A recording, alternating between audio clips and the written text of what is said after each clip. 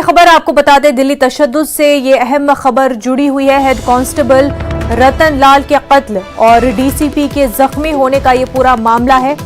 Delhi high court ने कत्ल के 2 मुलजमीन को जमानत दे दी है। शाहनवाज और मोहम्मद अयूब को जमानत मिल गई है।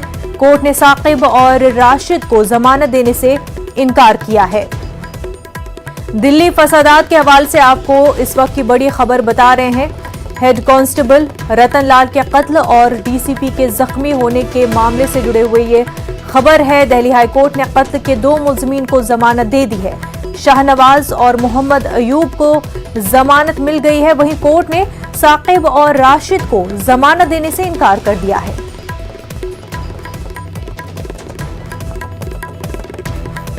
हमारे नुमाइंदे सुशील पांडे इस वक्त हमारे साथ जुड़ चुके हैं। सुशील, शाहनवाज और मोहम्मद अयूब को कोर्ट ने जमानत दे दी है।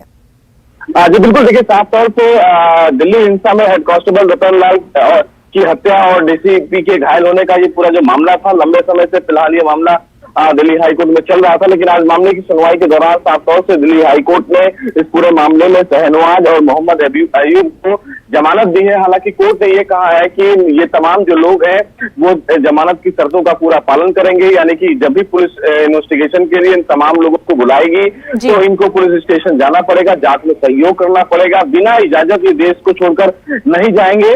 वही इसी मामले में 2 और आरोपी थे, शाकिब और इरशाद, जिनको फिलहाल जमानत देने से हाईकोर्ट ने मना कर दिया है, क्योंकि इस पूरे मामले में कोर्ट को ये लगता है कि चूंकि शाकिब और इरशाद इस पूरे मामले में की अक्यूज है, लिहाजा उनको अभी इस स्टेज पर जमानत देने का औचित्य नहीं है। लेकिन कहीं ना कहीं इस पूरे मामले में शाहनवाज और मोहम्मद अयूब को फिलहाल दिल्ली हाईकोर्ट से एक बड़ी राहत मिली है।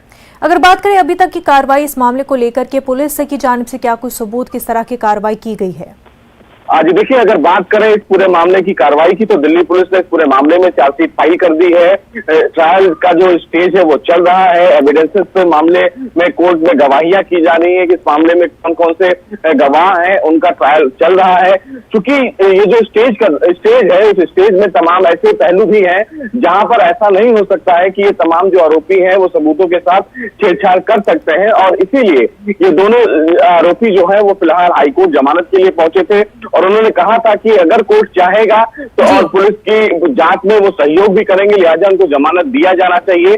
कोर्ट ने इस आधार पर इनको जमानत दी है, क्योंकि जब मामले में चार्जशीट फाइल कर दी जाती है और इस पूरे मामले को लेकर ट्रायल चलने लगता है तो आरोपी को जमानत देने का भी अधिकार बनता है, क्योंकि जमानत वो उस समय आरोपी न्यायिक हिरासत में होते हैं, और इसी आधार को देखते हुए कोर्ट ने जमानत दी है। बिल्कुल सुशील, बेहद शुक्रिया आपका।